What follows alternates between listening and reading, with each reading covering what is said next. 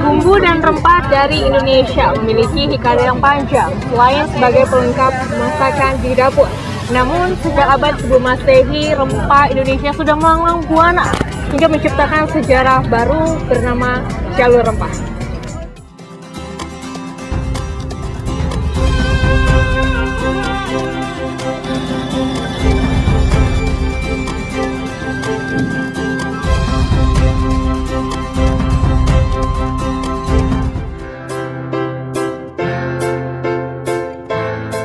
Rempah, bahan makanan yang selalu ada di dapur.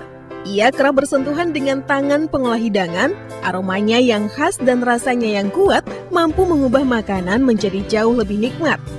Namun fungsi rempah khas Nusantara tidak sebatas memberi rasa pada sepiring masakan atau penambah aroma pada segelas minuman.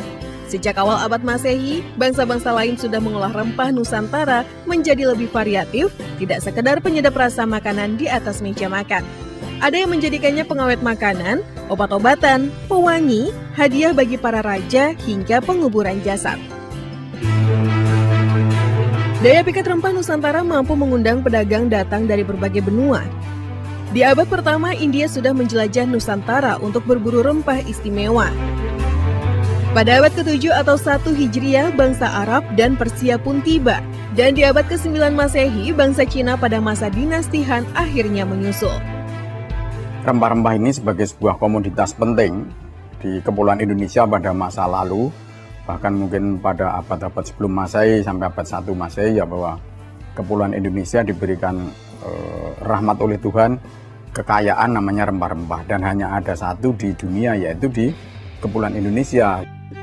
Lewat jalur perdagangan rempah yang dibuat 3 bangsa itulah, akhirnya sejak abad pertama terbangun hubungan dagang dan jalur rempah Nusantara. Jalur rempah sebenarnya kan sebagai sebuah jalur perdagangan pada masa lalu tentu mempunyai banyak aspek, ya. Satu di antaranya misalnya bahwa jalur rempah menunjukkan bahwa orang di Kepulauan Indonesia adalah seorang pelaut-pelaut yang ulung.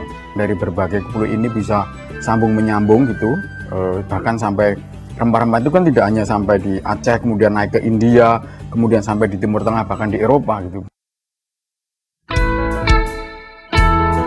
Adalah cengkeh dan pala dari Kepulauan Banda Maluku yang sejak awal abad Masehi sudah menjadi primadona rempah di Nusantara. Tak heran sejak abad pertama hingga abad 9 Masehi, pedagang dari India, Arab, dan Timur Tengah terus hilir mudik ke Pulau Maluku demi berburu rempah nan berharga. Selain ke Maluku, pedagang India, Arab, dan Cina juga berlayar ke Pulau Sumatera. Mereka singgah di Tanah Baru, Tapanuli Tengah karena terpikat wangi kapur yang termasyhur. Kontak rempah-rempah dengan dunia internasional sudah sangat lama.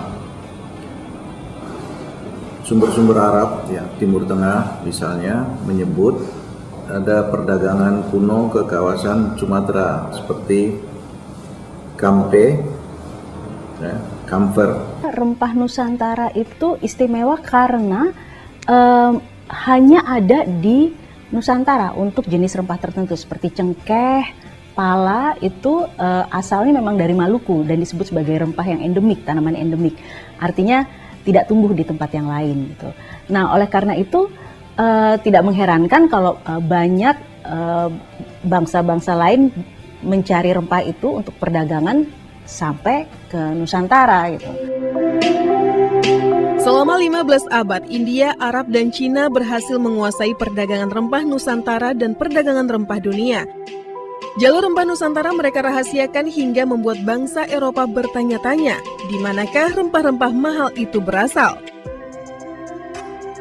Setelah Christopher Columbus dan Vasco da Gama menyisir lautan demi mencari rempah ke daerah asal, akhirnya pada awal abad ke-16 Masehi, bangsa Eropa mengetahui dari mana rempah itu berasal dan Portugis tercatat sebagai negara pertama yang berhasil menginjakan kakinya di Nusantara. Sejak kedatangan bangsa Eropa di Nusantara, titik jalur perdagangan rempah Nusantara pun semakin meluas. Di Nusantara bagian timur, orang Eropa mendapatkan cengkeh di Pulau Ternate dan Tidore dan pala di Kepulauan Banda. Bagian barat Nusantara, tepatnya di Pulau Belitung, pedagang Eropa menemukan lada. Dari Pulau Sumatera, pedagang Eropa memboyong rempah kayu harum seperti kayu manis, kemenyan, dan kapur. Sementara di Pulau Jawa, tepatnya di Bantam atau Banten, pada 1596, akhirnya orang Belanda yang dipimpin Cornelis de Houtman menemukan surga rempah lainnya, salah satunya Kapulaga. Lewat pencarian rempah Nusantara yang dijelajahi bangsa Eropa itulah, jalur perdagangan rempah dunia pun semakin terbuka. Jalur rempah Nusantara pun semakin terbentang, dimulai dari Kepulauan Maluku, Lautan India, Laut Merah, Gurun Sinai, Laut Mediterania hingga pantai selatan Eropa. Namun akibat perburuan rempah itu juga ambisi bangsa Eropa untuk menguasai Nusantara semakin besar. Setelah menguasai jalur rempah, orang Eropa akhirnya menguasai jalur pelayaran, perdagangan, hingga penguasaan kepulauan. Rempah Nusantara menjadi komoditas yang mampu mempengaruhi kondisi politik, ekonomi, bahkan sosial budaya dalam skala global. Justru itu saling terkait ya, dari masa ke masa ketika rempah ini menjadi komoditas penting di kawasan Nusantara ini, dan kemudian banyak berbagai bangsa berusaha datang dan berdagang, bahkan memonopoli kalau kita bicara itu konteks Eropa begitu ya. Di situ sudah sangat terlihat jelas bagaimana rempah-rempah itu mempengaruhi peradaban dunia gitu ya. Perjalanan rempah Nusantara yang telah berlangsung ribuan tahun lalu sebelum Masehi tidak hanya mengubah cita rasa masakan di atas meja makan, namun juga menciptakan perdagangan dunia hingga mempengaruhi peradaban dunia.